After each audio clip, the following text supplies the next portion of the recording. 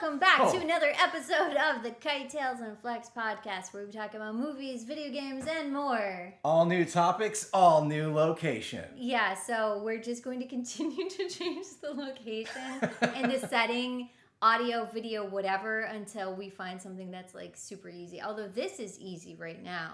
This is my work setup. If anyone's like, where are they? This is where I work. This is my office. If you ever come across his my work videos.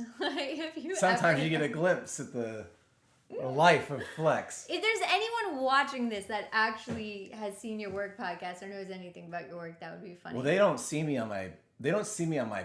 I have like 3 different personas. That's true. There's my podcast. Yes. Corporate strategy. He has his own podcast. The podcast that could have been an email. Yeah. There's this, my real persona, this Flex. This is the Kite Tales and Flex podcast. This is the real This me. is the real. This is unmasked. This is unmasked. This is mask off. My podcast, I'm wearing a mask. At work, I'm wearing a mask. And this is when my coworkers, or I do, calls with press or whatnot, they see this. Yeah, this my is collection. This is it. Yes. This is his office. This is my office. One day we'll show you over here. The madness. What you it can't looks like. see. This is his figurine set. This is what it looks like to be an adult male with no children. Oh yeah, this is also video because of the feedback. Thank you everyone that said they prefer video with the podcast versus just audio, because occasionally you will look up and glance when someone is doing something ridiculous. Occasionally you want to see a human being. I don't blame. Occasionally you want to see like what's going on. Yeah, I want to see a human being occasionally. Also, we did a debate video for my channel on Claire Obscure. And in this video, it's funny, I got multiple comments that were like, she won't let bro talk, or stop cutting him off. And I just thought that was ridiculous and funny at the same time. Firstly, there are people who actively cut me off in my life. You have never been one of those people. No. I feel like we have the most agreeable and understanding of how each other talks. Yes. And when someone wants to get in and talk, like we never cut each other off.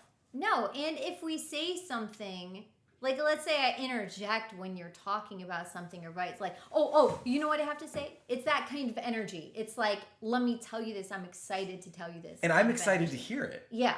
There's no like cutting each other off. That's such nonsense. I feel like people who said that really don't have any kind of experience talking excitedly to a spouse about something. That's sad. You want to just put that out there into the ether? That's just what it gives. But yeah, so this is another style. We're trying this style. I just reorganized my entire office because you told me that I should redo my office a certain Your office was a death trap. Have you guys seen Inside by Bo Burnham? Because that's how my office looked like. The cables everywhere, things in piles waiting to be organized, but I know where everything is. See, my office, everything is on the perimeter. Yeah. Like, there's nothing right here. You're very well organized. Kite Tales' office, there was just a desk in the middle of the room, and all of the cables led to the desk. Yeah, it was very like... This is like serial experiments like, lane. Like, you were going into Bond the Matrix. Villain. Yeah, there's some I was like hacking into the Matrix. Like, you go in there and you're like, what are you doing? Like, you look like you're a gray hat hacker. and there's, for the last few weeks as we've done this podcast, because I really enjoy doing this, I was telling little Kite Tales, I was like, I can help you make this better, because I do this every day. Yeah. And like, this is so easy. I was like, look how easy this is.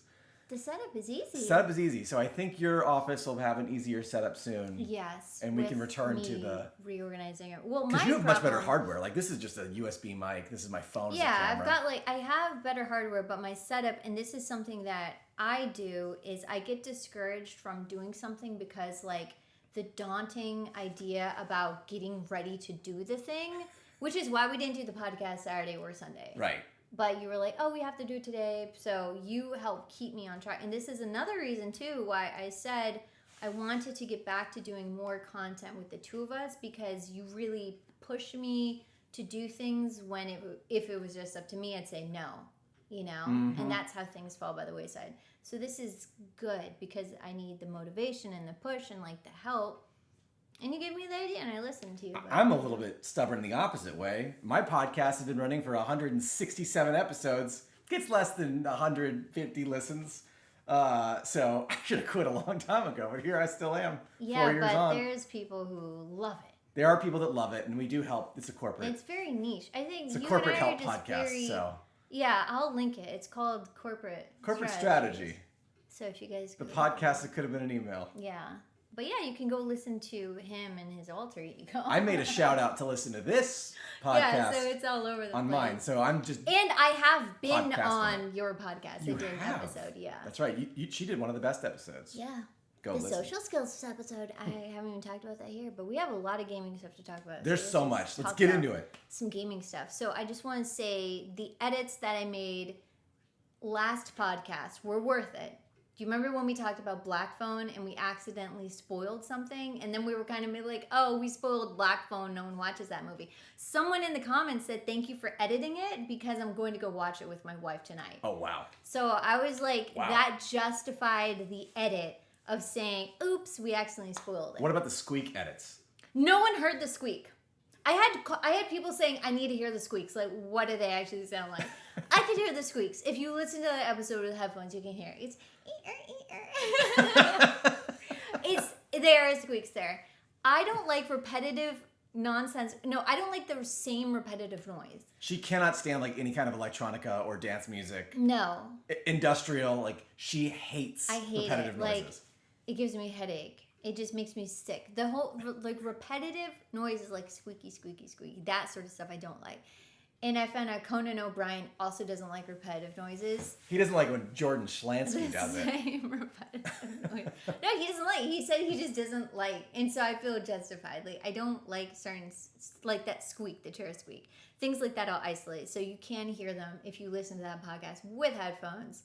But the edits I made were worth it. You and Conan O'Brien are definitely birds of a feather. I'll just leave it at that. I feel like I would get along great with Conan O'Brien and Bill Burr. You might cancel each other out. It could be some kind of short circuit that occurs. Too much energy. I get that because I understand the energy, the enthusiasm, the erraticness, the Bugs Bunny Looney Tune antics. Like I understand that, but the edits are worth it. That's why it helps to have a list because we can go back and look at the list and be like, oh, we move on. The edits are worth it. The edits are worth it. We can check it off because usually using my phone. I guess I could use my phone. I can. Well, I'll just use my phone later. I have access. Boop. So, The Life of Chuck is a movie by Steven Spielberg that we saw. Steven Spielberg. Starting strong. First real topic. It's by Stephen Factually King. Incorrect. Stephen King. It's a book by Stephen King. The Life of Chuck. We just saw this movie. Early access. And it was... Okay, so we saw a trailer for this movie and they called it This Generation's... It's a Wonderful Life. It's a Wonderful Life with Jimmy... Stewart?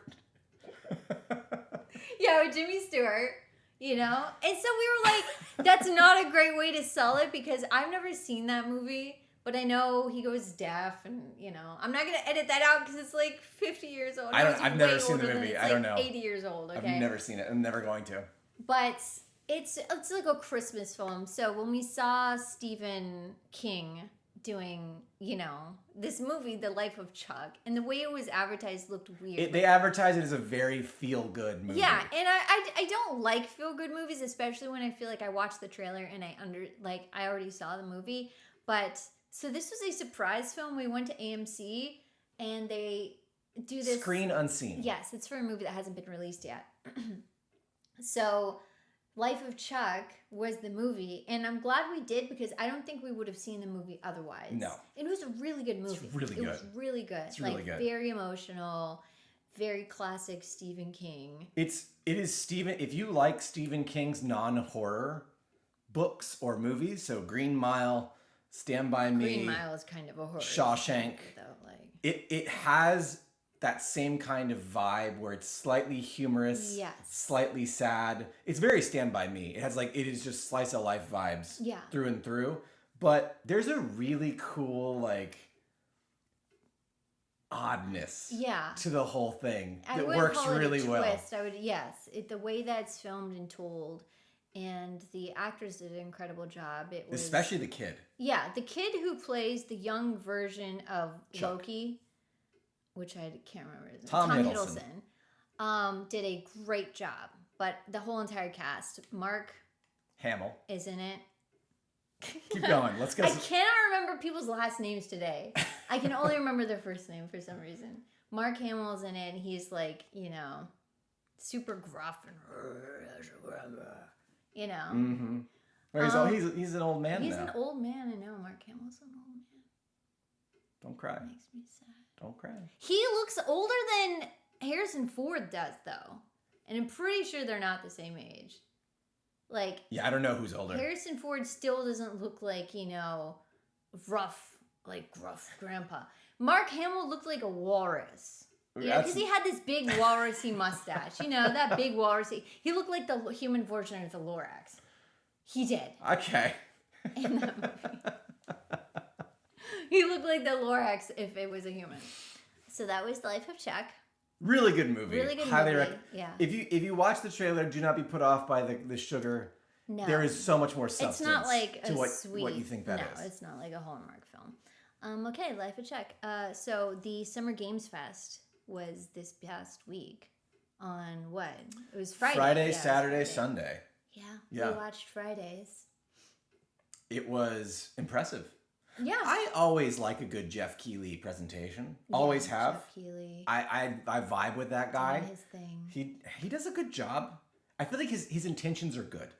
Yes. I mean, so the whole thing about the Games Fest is to get not clients pumped about the game. I mean, it's a marketing event. Yeah, so, it's marketing. They're paying to be part of his show, but I do feel like he showcases a lot of games that are not mainstream. His intentions are good because he does always constantly, he'll say something about, he'll mention the number of developers or he'll mention the success of a small studio, feature a lot of indie games. So I do think even though his shoes are extremely expensive, gold. They had gold shoes. He wore Louis Vuittons one year because the man likes shoes. He does like his shoes. I like my shoes too, but I don't like extravagant footwear. But he was wearing extravagant footwear. I mean, when you make Jeff Keighley money, you can get extravagant. Yeah. footwear. What is he getting his money for? Being a host? I mean, this is his event. Yeah, but he owns he is like produces CEO he gets all the movie of or Summer the money Games Fest and Game Awards. Right. Yeah. So he's just a host that puts it all together. Yeah, he's like an event manager. Yeah, and he also he cuts the trailers. He's talented. I mean, before he did this, he was a full-time game journalist, and he did a lot of good reporting in the early days. So he did a good event. He did a good job. Yeah. Let's see. There were a ton of games there. And the very start of the event, he had a list of the 10 top selling games on Steam. And the number one was this game called Repo, which looks so stupid. I mean, it looks, if you go look looks up, bad. Yeah, it's a crying face emoji with teeth. Yes. And that is how they advertise it. But I mean, that's clearly for a very specific demographic. It's like for the Among Us demographic. It is. It's absolutely for the Among Us kids. But the fact that it's the number one selling game on Steam makes me want to try it. Just so we can see. Yeah, no. My brother said it was good. I'm down to try it. It's sort of like Lethal Company, except you can play with 6 people and you don't have to split up, and so you're all together. And so those Discord game nights where everyone is voice chat together, I miss those, by the way. We used to consistently have good big group game nights and stuff. We played Jackbox. We tried different. We need to get back to that. We do. Yeah. I don't know if those of you listening, you have a group of friends where you get together and you game, and that's kind of gone through the wayside. It's sad. Yeah. We'll set it back up, though. We'll bring it back. We'll bring it back. Just like this podcast. With Repo. Just like this podcast. I mean, we've been podcasting for years. Yeah, and now we've done, 3-4 episodes of this? This is the 4th episode. Heck yeah. So if we can consistently do this every single week, and my goal with this podcast is just to, touch base, but also let people in on the scoop, the games we've played, the movies we've watched, recommendations, and just, give you a little bit of company while you do whatever. Do whatever it is you do. Drive to work. Watch the thing. And listen. Yeah. So the Summer Games Fest, though, had a ton of games, and we only notated the ones in which kind of stood out to us. We're ones not that made us have a reaction. Yes, we're not going to talk about every single game. This isn't going to be a recap. So, in no particular order are these games, but the one that's at the top of the list is Felt That Boxing. Felt That Boxing. Which is a boxing game. It is similar to Punch-Out. But with puppets. amazingly animated puppets. It's like they have their own engine for hyper realistic puppets. Yeah, it looks like the Muppets Lifetime, like like someone's actually doing it. It doesn't look like it's mocapped with a Muppet. It's amazing. It's crazy. But it's very funny. It has Amiibo life energy, especially like the boxing scene. Yeah. It was just very, very goofy and irreverent, and we're going to have a lot of fun with that. We should definitely stream that. We've been talking about wanting to get back into streaming as well, because we streamed back when it was called Justin TV, back when Twitch was Justin TV. That's how long ago. Yeah. And like, imagine if we had stuck by it. I wouldn't be working in this office right now. I'll tell you that right now. We'd be like professional full-time streamers. Yeah. We'd had a very different life. And so we have been thinking about getting back to streaming just because we like playing games together, but two, we have a very unique chemistry together. There's a dynamic. We have a very unique dynamic. Yeah. And there aren't a lot of people where they stream together consistently, on their own. When I stream by myself, it's very different energy. I've said I get way more, not that I'm low energy by myself, but I don't have anyone to play off of, so I get way more serious. Right. And it comes off as low energy, I think, where I just I talk close to the mic.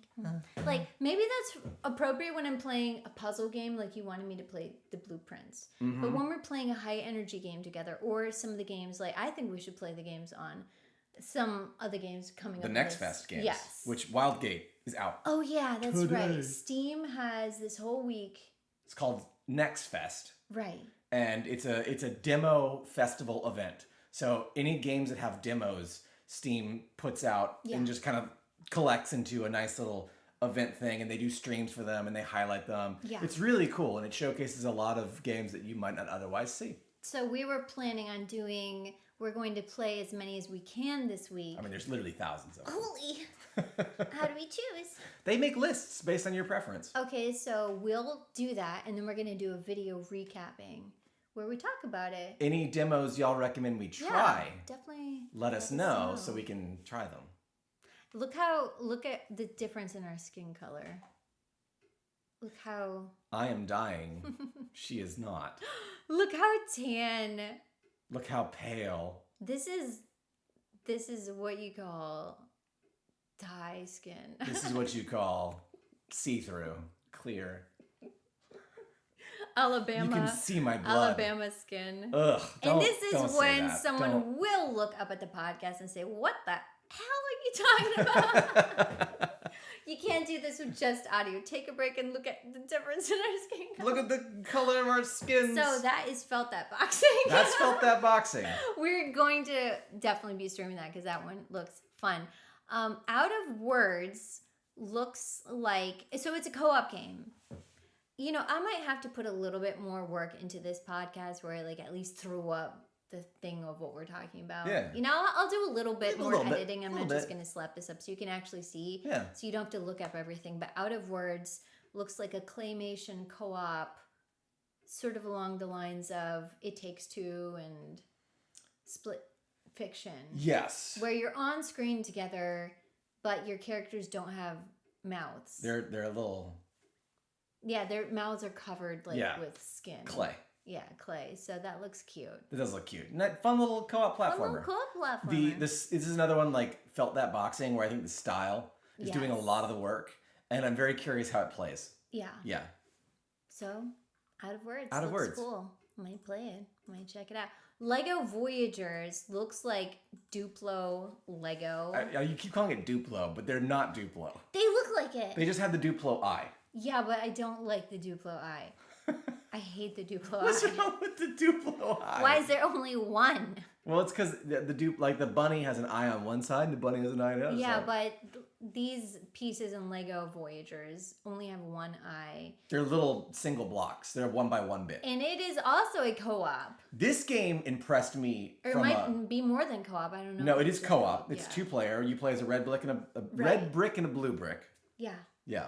And you have to get through the levels where you build things and solve little puzzles with Lego. But there's physics puzzles. So you're the little red brick, I'm the little blue brick, and you might be on one end of the thing, I'm on the other end of the thing. You gotta seesaw. You have to jump across. You have to build a little bridge and get across. So that one really looks like it'll be fun to stream. Looks really cool. There's a lot of co-op games though coming out because I think there was a while where there was like co-op games were not popular, and you know what I think? I think the success and the popularity of It Takes Two and having the split screen is what really put all this, because like timeline wise, it's like, okay, this kind of adds up as to when someone would have started working on something to have it out now.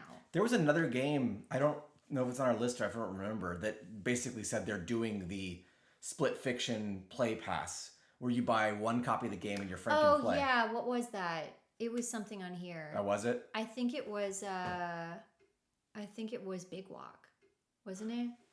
No, I don't want to Big Walk misquote is it. They all didn't do that. Big Walk is much bigger. Okay, I can't it was a remember 2-player. which. Maybe it was maybe it was Out of Words. I don't know. Yeah. Because I think it's Out of Words requires 2 players. Yeah, I think so. I think that might have been it, but I don't know. I don't know 100%. Yeah. Don't quote me on that, Jeff Keighley. But that one looked really good. Just a fun, co-op game, Lego Voyagers. Looks really with good. Puzzles. And, yes. Yeah. It's got a cool vibe. The aesthetic is amazing. Yeah. So I think so often we associate Lego games with the Lego Star Wars, Harry Potter. Yeah. And it's very kid friendly, but this one has a hyper realism to the Lego kits. Yes. Like it's like a Lego world. Right. It doesn't look like it's built with. So, like, you have the Lego Harry Potter and stuff. It just kind of looks like it's skinned with Lego. Yes. But it's not actually using Lego pieces. You see, like, the little plastic ridges on these Legos. This one is just much more... hyper-realistic. Advanced. Yeah. It's like a better copy. Yeah, it's very interesting. So that looks cool. Very excited to play that. Wildgate. Wildgate! Which it's a 4-person extraction. It's... How many is it? Is it 4 per ship? Oh, is it 3 people? I think it's either 4. Yeah, I think it's 4 people per ship. There are 5 ships. Yeah. So it's like Battle Royale mixed with Extraction. Yes. It's like Sea of Thieves. Mixed with Star Wars. Battlefront 2. It kind of looks like... It reminded me of...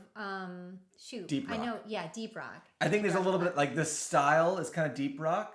But, like, if you ever played Battlefront 2, the original Battlefront 2 on the PlayStation, you'd go from your X-Wing into the Star Destroyer, and, like, it'd be ground combat. It's the same kind of thing. Like, there's a ship combat phase, there's an infiltration, there's on-ship, first-person fighting. Mm-hmm. It looks so fun. It does. I'm so hyped for this game. You have to get in, you get the stuff. Yes. You can sabotage other people's ships. Like, yes. You can put things on people's ships and make them go out further into space and get them further away from whatever it is that you're trying to extract. And then you get out of there. But we have to try it this week. I am very, very curious how it plays. It's demos out today. Like, I cannot wait to try this game. We're going to try that game. Heck yeah. So we tried Splitgate II. Yes. That was another co-op game that which was announced. Shadow dropped. I think it did shadow drop, but also they've done a beta. Like a few months ago. Oh yeah, they did. I think we were trying to get into it or something. Yeah, like so that. like it kind of not surprisingly shadow dropped. It was ready. It was ready, but no one was expecting it to be. Oh, that'll only happen once. That'll only happen once, unless this goes really long. That is a clock. It's a Clydo clock. I like how you're like, that is a clock. That is the sound a clock makes. It's for those that have never heard one before. Too bad you can't see it. Maybe one day. One day. Oh yeah. The Flex office tour.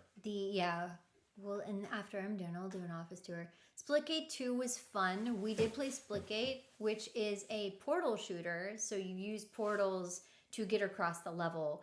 But Splitgate 2 is really cool because they had different modes. So we tried the Battle Royale mode, which is really fun, which is kind of just like Apex, where you have different teams.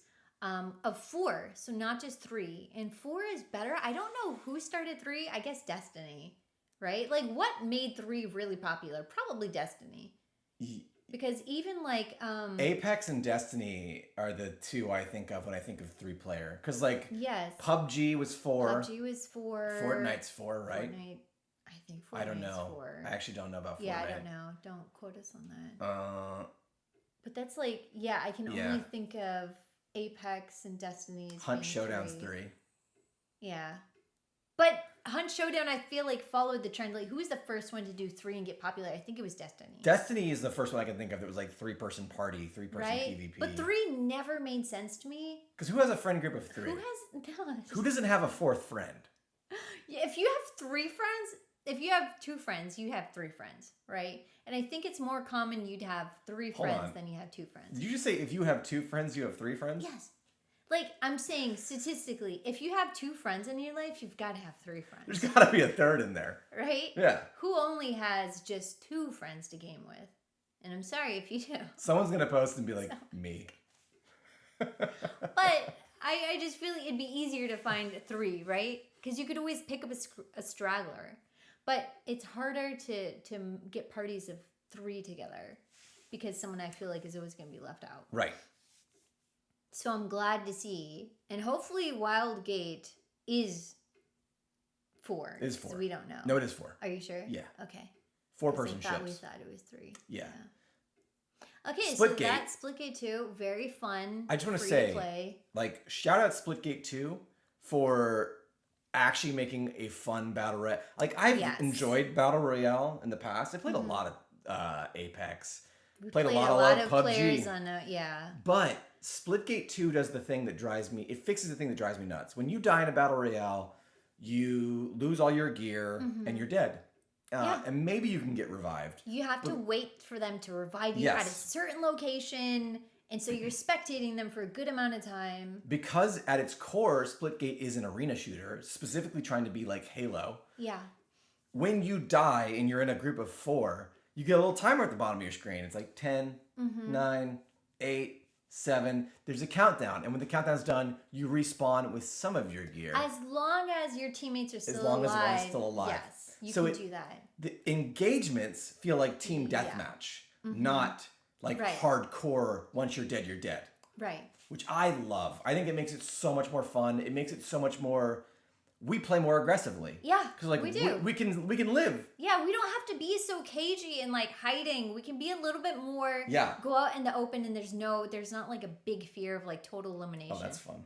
What happened? I'll turn that off. Good old Apple reactions. Okay, that won't happen again. So Sorry. That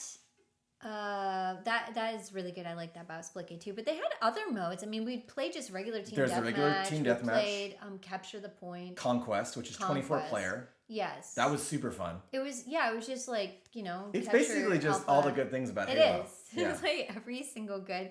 And the guy who made the announcement, who was apparently the CEO. Yes, saw that. He came out here with like a hat that said "Make FPS Great Again," and he's like, I'm sick and tired of Call of Duty. And we're never getting Titanfall 3, so here you go, Splitgate 2. Launch today. And he just like dropped the mic and he's like, it's an epic effing game, and then just walks off. Yeah. So, And that was it. It takes all types. That was the energy he brought to Splitgate. I too am sad we'll never get Titanfall 3, so I understand. That was sad. I know, Titanfall 3. Never gonna happen. Never gonna happen. Hey, speaking of Call of Duty. So I guess let's just talk about Black Ops 7.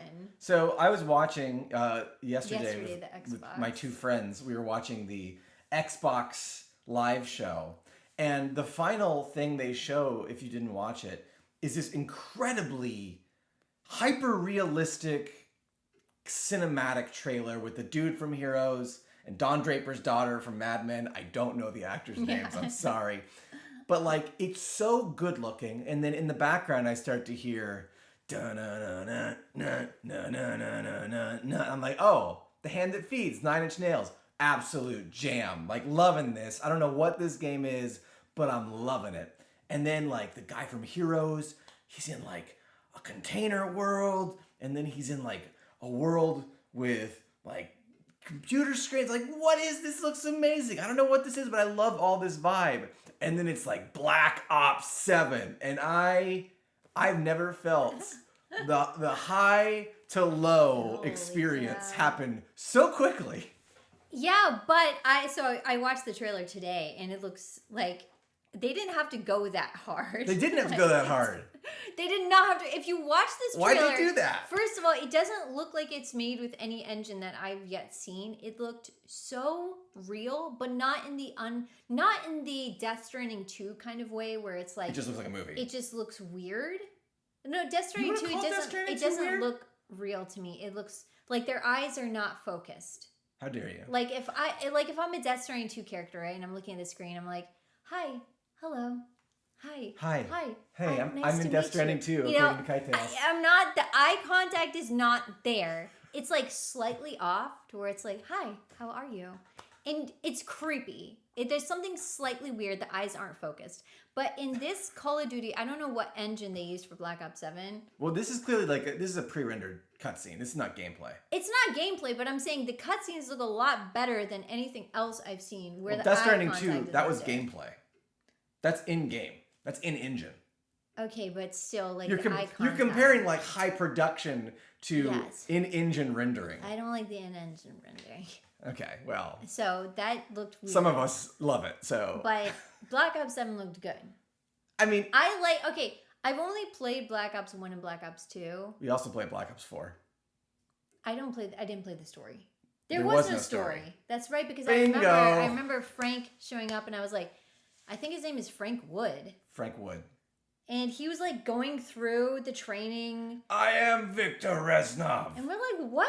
I really liked the story because I had a really good twist. Yes. So I'm kind of excited because it looks like there might be some more. Well, it looks like, based on what I know, this is like a It looks like a combination. It's like an Avengers level Yeah. event for Black Ops, which didn't ever think that sentence would be spoken into the earth. Well, but because here we it are. looks like there's some zombies. Like Call Yeah. of Duty zombies is a huge thing, right? So I feel like zombies is being pulled into this. It's too, like he's crossing all the Black Ops Yeah. worlds. And they had his face changed at the end between multiple things, so it Yeah. looks like they're trying something fun. I mean, if it's on Game Pass, I'll try it out. I'm I'm gonna do the just- campaign. I'm not gonna play the multiplayer. Yeah, I'm done. no, I just I'm want done. those campaigns are so good though. They are good.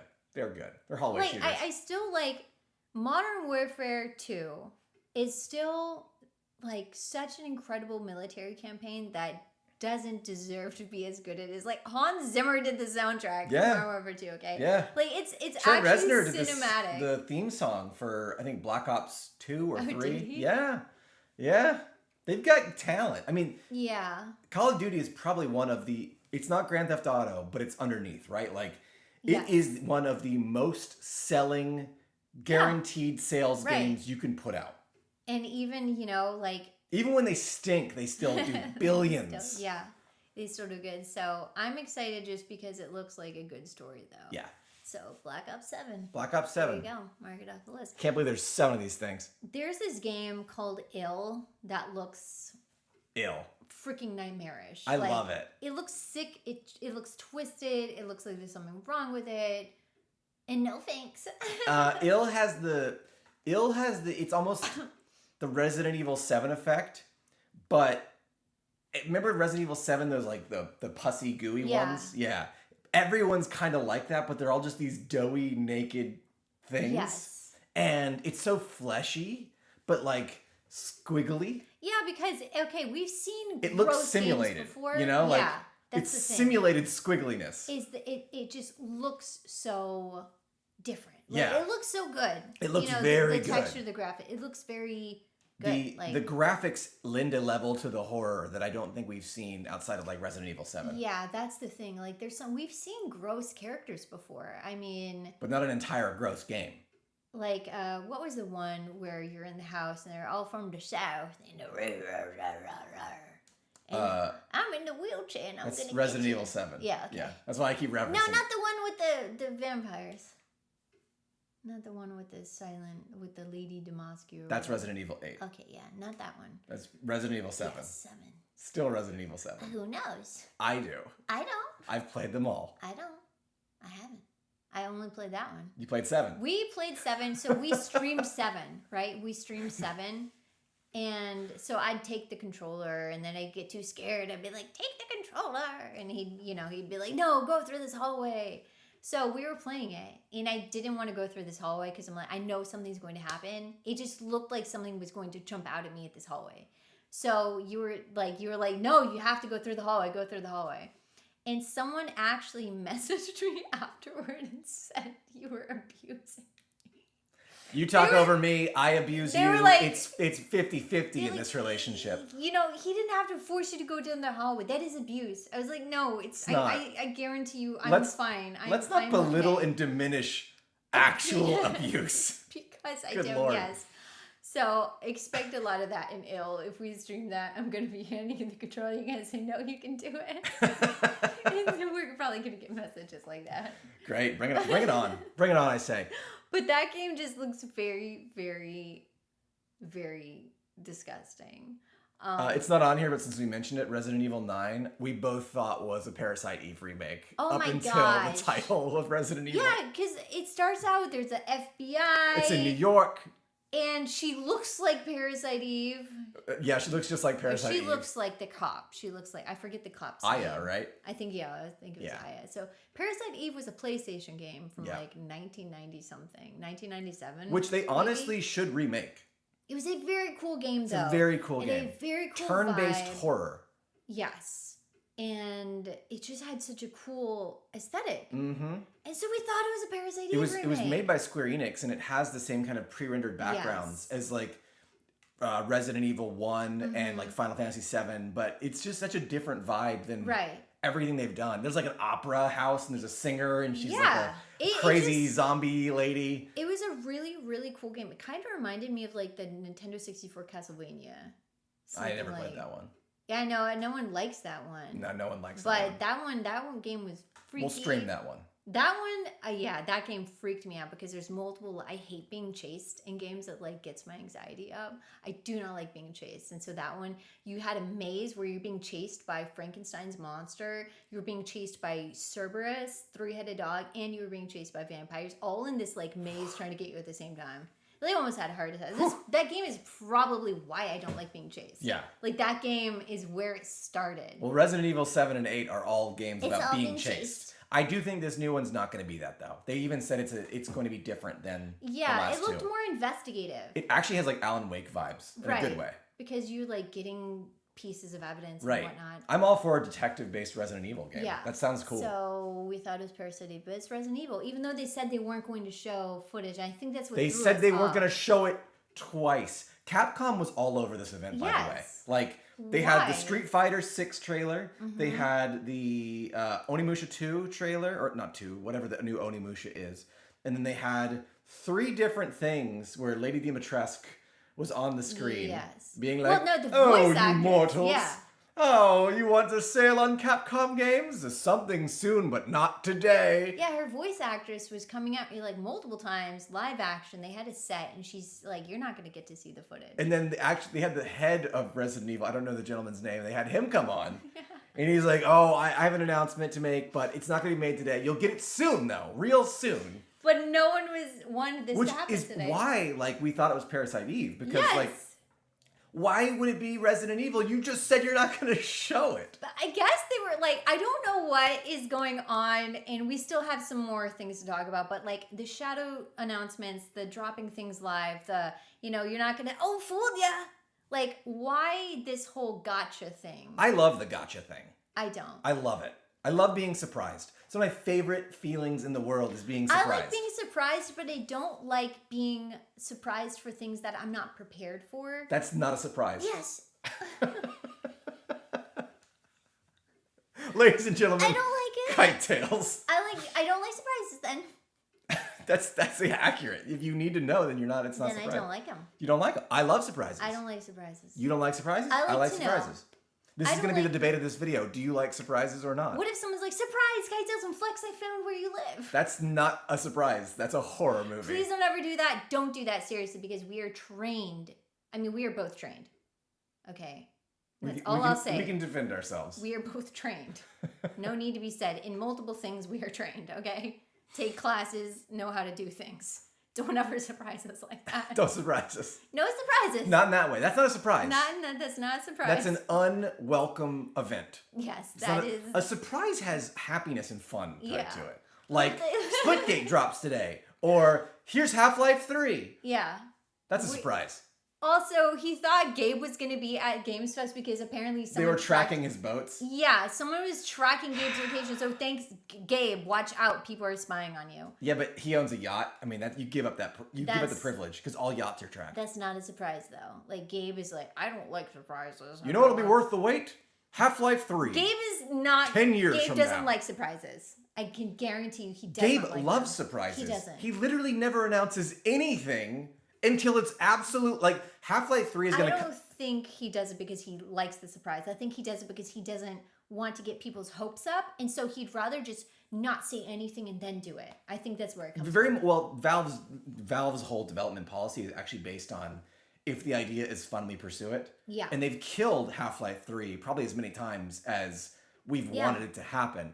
I do think it's going to happen, but it's going to be when it's ready. I mean, like, they announced Counter-Strike 2 and then dropped the game like a month later. Yeah. So, like, it is going to be that short a window. That's exactly, because you don't want it to sit in, like, what is it, Starfield? I mean, yes. No, Starfield. What's the one that has been in development for like 20 years? Oh, not Starfield. Star Citizen. Yeah, Star Citizen. Yes. Like, what? Yeah. Eek. They don't want that to be their situation. No. They don't want last.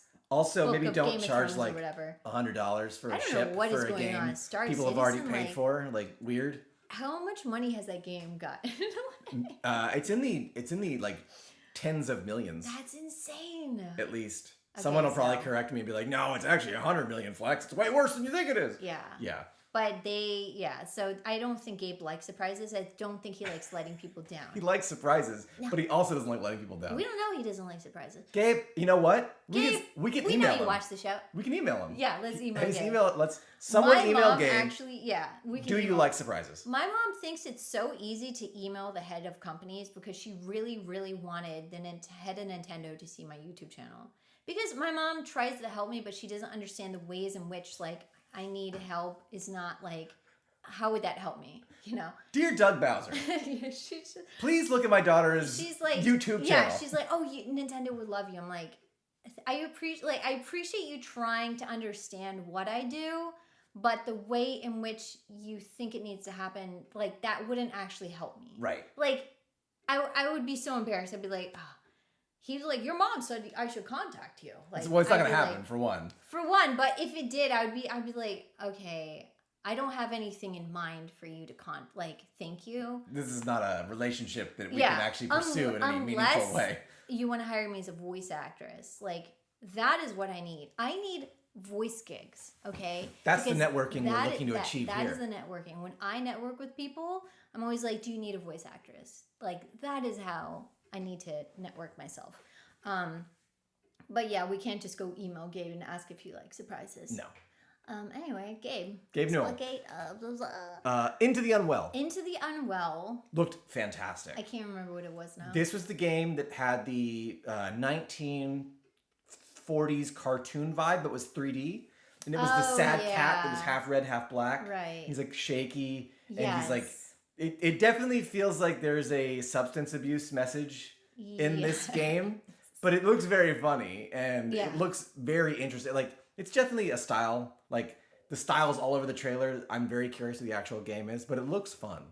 It looks fun. Kind of has like Psychonauts vibes. Yeah. My stomach is growling. Well, we need to eat, and I don't know how sensitive this microphone is. Okay, so we're gonna go through the games. Quickly, but it is growling. If you hear a weird noise, that's my stomach. Resident Evil Stranger Than Heaven. Stranger Than Heaven. My boys at Gokuta Studios are putting out a banger of a game. I cannot wait.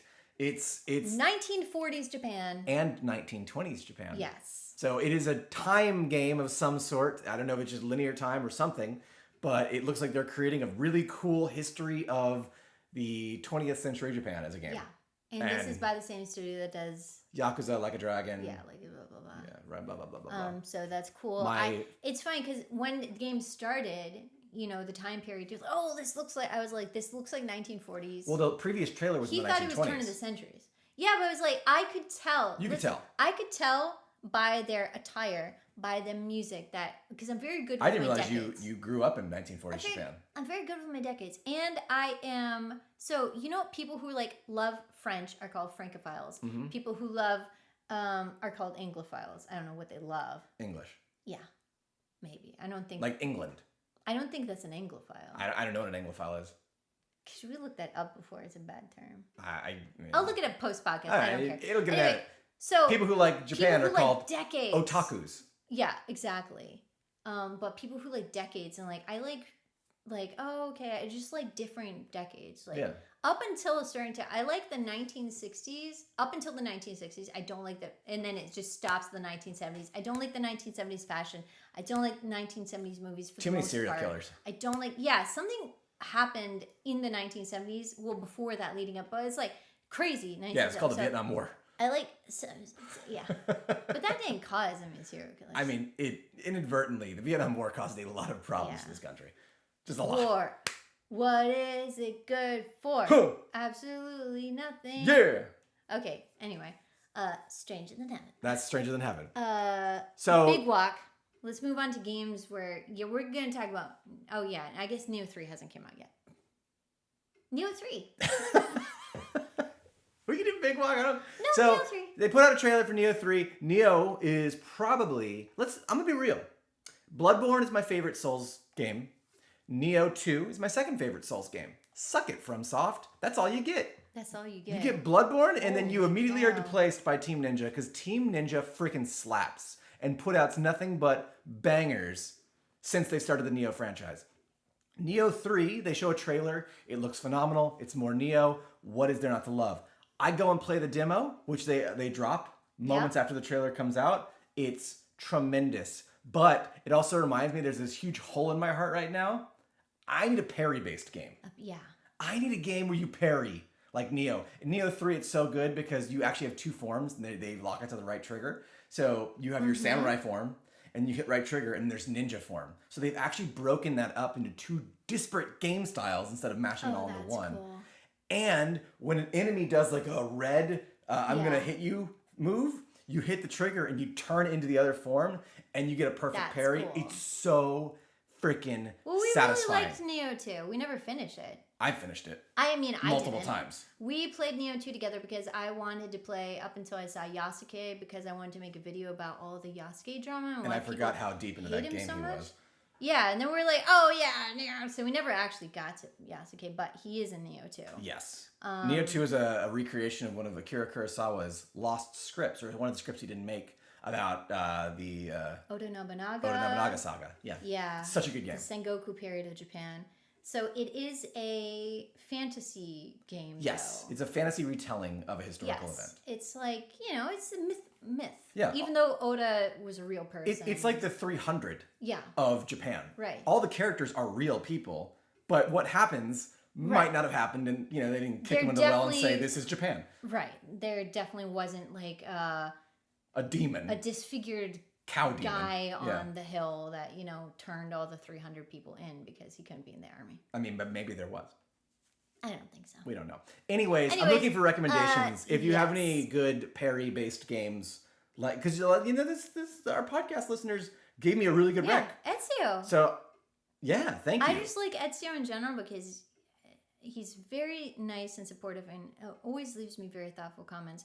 But we now trust your game recommendations. We trust you. I trust you, the listener. So if you have any recommendations for me on good games with really strong parry mechanics, let me know. I want to try them out. Got it. So that's Neo 3. This game by these Australian studios. Who did Untitled Goose Game?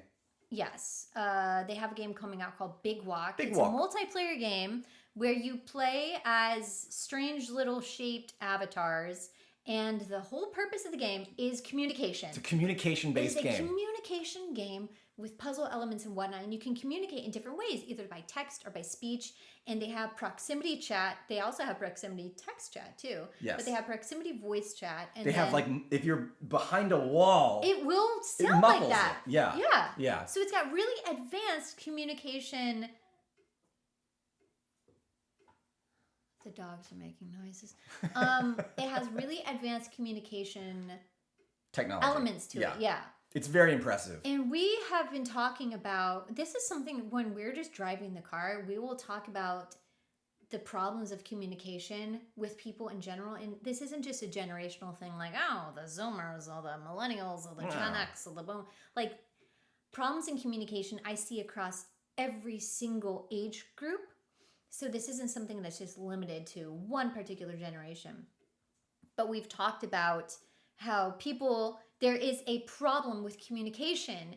And so the fact that this game came out and they're saying the whole purpose of this game is to talk and to communicate, I'm really, really excited to play it and see how it works. But it just looks super, super fun. It looks like, again, you get a bunch of your friends together in a Discord group, you have your gaming group, and you play this game. And so I think it's going to be really, really fun. I'm excited to try that out. I think it's one of the favorite games I've seen at Summer Games Fest. It's just so creative. Because it's so unique. Yeah. Definitely haven't seen anything like that before. Speaking of creative, Holston. This game, we didn't, what language was it in? I don't know. I don't know what language it was in. It's almost one of those kind of things that like you have to see it to believe it. Because it is a perspective-based game. Yeah. Like, it's clearly like trying to be like a Resident Evil kind of game. Mm-hmm. But it goes from isometric to side-scroll to top-down to first-person on the fly. Yes. And my brain cannot make sense of how it does it. I have no idea. But it is so incredibly... It looks like 20 different studios worked on it. It's like it just because there's so many different styles. Yeah. But it's all cohesive. And it looks like, you can't even say what it looks like because it's all over the place, but it's going to be some sort of like investigation, like shooter. Survival horror kind of. Yeah. But it's very, very, very unique. And so that one, I'm just excited just from the way it looks. Okay, so now we're moving on to things that we played. Another game also shadow dropped at the Summer Games Fest, Lies of PDLC, which they hadn't had any release date for. And so everyone's like, when's the release date? When's the release date? We're seeing all this stuff. And then they're just like, Lies of PDLC out today. And so I was like, oh, yeah, okay. I wasn't expecting that. I'm not that I'm like super excited for, I don't like surprises again, but because this of feels the so very roundabout. Perception. Why? Like everything we've talked about up to this point is leading up to this conversation, and it's kind of amazing it happened this way. But please continue your story. It dawned on me. I don't like things happening, with no announcement. And so I was like, okay, well, I guess let me go download and play the DLC. And I am in this unique position where if I'm making YouTube content, and I made a ton of Liza P videos, and I told the developers I'd make some videos. I went to the DLC event. So I'm kind of like, I was ready for this. You're part of their program. Yeah. So they told me, they asked me if I wanted a review copy a couple weeks ago. And I was like, yes, I filled out my information. So I wasn't expecting it. So I went upstairs and I was like, oh, that sucks. I didn't get a review copy. So I went upstairs and I bought it. I was like, I guess I'm going to play it tonight. So I bought it. I installed it. And then How many minutes later? Like, instantly. Instantly, I got an email from my connection. The second after she buys it, she gets an email. And they're like, hey, I'm sure you saw the announcement, but the DLC dropped today. Here's your code. And so I was like, oh, thank you so much. But I had already bought it. So then I went to Steam and I was like, well, I'm going to refund this so I can just use my code, because I got the copy. And so I'm going to stop you. I'm going to stop you right here. Yeah. For those that don't know, Steam has an amazing refund process. Mm-hmm. It's the only digital distributor I know of that will sell you something, and as long as you don't play it for more than 2 hours, we'll take it back. Yeah. That's unheard of. You can't do that on PlayStation. You can't do that on Xbox. You can't do it on your Apple iPhone. You can do it on no digital marketplaces except Steam. Except for Steam. Steam is absolutely leading when it comes to customer service and customer support. So continue your story. So because of Steam's policy, I was allowed to do this. Because I downloaded the game, but I hadn't even opened it. In fact, It wasn't even finished downloading by the time I got my review copy. I even looked it up. Steam has a system in place that looks at if you buy a DLC and want to refund the DLC, they look at your time played of the game post-purchase. How smart of them. Anyways, Wow, continue. See? Steam has it all together. So I thought, Steam. She's trying to Steam save will face. really, they will help me out. They will quickly refund my copy because I couldn't input the code. It said this game is already in your library. I want to draw attention to when Kaitel says they will quickly refund me. She's not just acknowledging the fact that Steam has great customer support. She is expecting great customer support. She expects a quick refund. Just like the second it's put in. I want it now. And so I wasn't getting it. Okay, and so I went back downstairs. How long did you wait? I'm waiting minutes. Now, in these minutes, I want to tell you, we were still watching Summer Games Fest, and I was like, But I wanted all this resolved. She wanted this resolved within minutes, and like the energy in the house went from a rainbow to a rainstorm, and like I'm like, Kaitel, it's okay. Like, it's gonna be okay. You're gonna get your refund. I've never had an issue. I've refunded things before that I've played, and usually it takes about 15 minutes to an hour. And Kaitel's is like, no, they're not gonna do it. I'm not gonna be able to play this game for 15 days. It's gonna be 15 days before I play Lies of P. 14 days on there. Yeah, it can take up to, but that doesn't mean it's true. That's just it's a legal clause. But I thought I wasn't gonna get to play the DLC for 2 weeks. Now, this is like, yes, the DLC is $30. It wasn't like it was the end of the world. But it was the principle. I had the review copy, okay? So I wanted my review copy.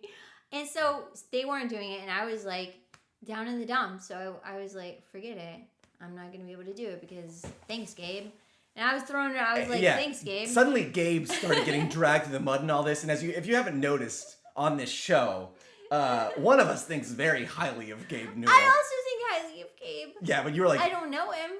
She was literally saying, screw Steam for not giving me my refund. And I'm like, Kaitel, like, you would not get a refund on any other platform. You would not. Yeah, but so like 15 minutes had elapsed or something like that. And I was like depressed, so I went to go take a shower. Literally, like, I'm not going to watch Summer Game Fest anymore. It's over. The salad days have ended. But then I went to refresh my email. I was like, your refund was approved. So I got my refund. In the course of 15 minutes. Yeah, so what? I'm just pointing We it out. have noticed, though, I like things instant, okay? Like, J.G. Wentworth, it's my money and I want it now. It's J.G. Wentworth, it's my money. 877 cash now. It's not, I want my money eventually. It's, I want my money now. Yes, but I mean, you do see that it's a marketing phrase. Like, yes. You don't get your money now. Like, you get it, when you go to the however long it takes to run through the process. Like J.G. Wentworth, I want my refund now. And I just like things like, bam, if I don't take I take my time when something needs to be taken time. But if I'm going to do something, I'm just going to do it, right? The irony is we've waited in line at Target longer for refunds of things we bought in the store and realized we didn't need it. Yes, but I do like things instant, like meep. Yes. Kaitel is very meep, the road if you runner, know what that means. Yes. The road runner is always like, meep. I want to be meep. Okay? And one of our viewers is the coyote. Yeah. You know who you are. And they get meep. They get meep quite a bit.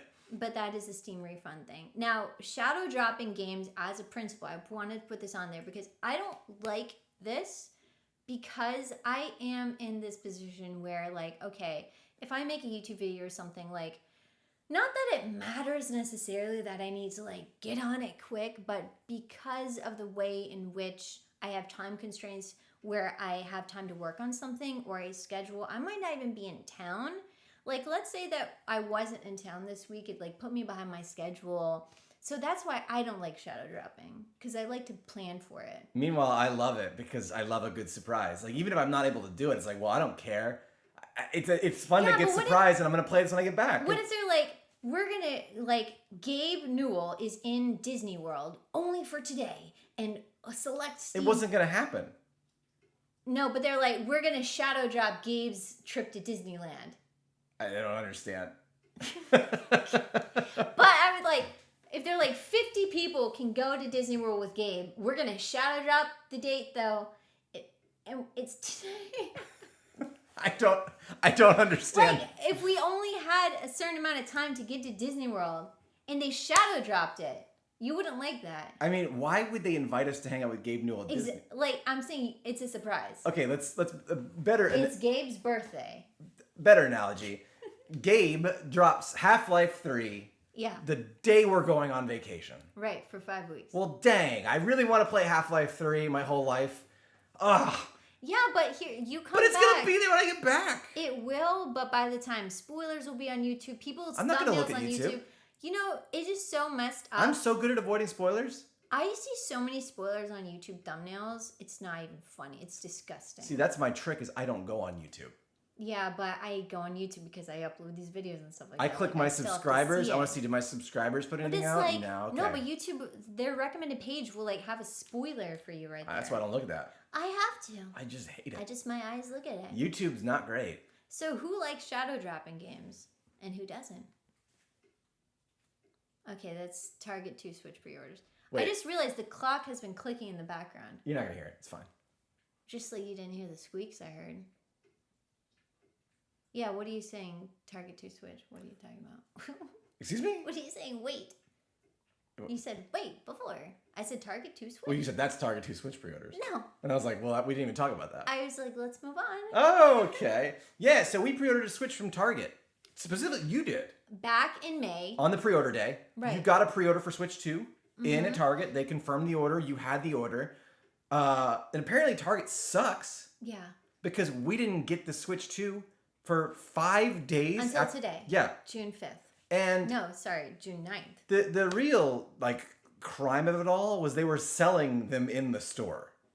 Yes. But they couldn't ship us our unit. My brother ordered his from Walmart, got his in the morning. Our friend, who might be the coyote, got his in the morning, from Walmart, Best Buy delivered theirs. Everyone got their Switch 2 on launch day that ordered it, except for people who pre-ordered from Target. And this is not exclusive to us, this is everyone. Yeah. Their entire inventory was, oh, no, you show up to the store and you get it. If you pre-ordered it, screw you. Don't have fun. Don't enjoy your weekend. Basically taking people's pre-orders who they did charge me weeks ago, too. So they took people's pre-orders who paid first and gave their product last. And we had a plan, because my brother bought screen protectors. Yeah. He got his Switch The 2. whole thing was we were going to meet up on Saturday and do it this weekend. Yes. And it's now it's well, can't do it tonight. So who even knows we're going to get to try Mario Kart World? Freaking Target. And I know this is very first world problem. First world problem. I don't care. This is just very incompetent for Target to not fulfill people who paid already so that they could boost their sales numbers, which is what you suspected them of doing. Yeah. So the whole thing is just shady as heck. Not ordering from Target because that's really just a crummy, crappy way to treat people, to take their money weeks ago and then give them their product last. That makes no sense. It's very opposite of Steam. It's customer last. You never think you'd recommend Walmart over Target ever, but here we are. But here you are. That's where you pre-order things pre-order from Target because they will not care. I guess that's it. You want to talk about? No, we can. Okay. I was gonna talk about Sifu in regards to Neo and why I don't like the parry in that game, but it's moments passed. The moments passed. That's sad. It's a gorgeous game, Sifu. Just the parry is bad. Just I don't think it works because the character's constantly in front of the other characters, so you can't see the parry. It's bad. Not worth bringing up. I don't want to speak bad of a beautiful game, but no. Find me a good parry game that's not Sifu. That's the challenge. That's your challenge. And I hate parry combat. I hate dodge. Actually, I realize you need to play Bayonetta. I've said this a billion times, but she really needs to play Bayonetta because she doesn't like Souls-like games. But I think you'd really enjoy Bayonetta's action character gameplay. Yes. Because it's all about dodging, and the dodge is on a trigger. And when she dodges, everything slows down, and then you get to punch them a lot. I like that better. I enjoyed Black Myth Wukong. It's more similar to Bayonetta. I didn't like how difficult it was. Yeah. But I liked that style. Now, I showed you, I was playing the Lies of PDLC, which I've actually beat, by the way. I just played it all weekend. Insane. Unhinged. Yeah. So I just beat... Well, they had a story. They had 2 new difficulty settings. One of them was easy, and the other one was very easy. And so I'm like, oh, screw it. Very easy. I still struggled with some of the bosses. He heard me. I sure did.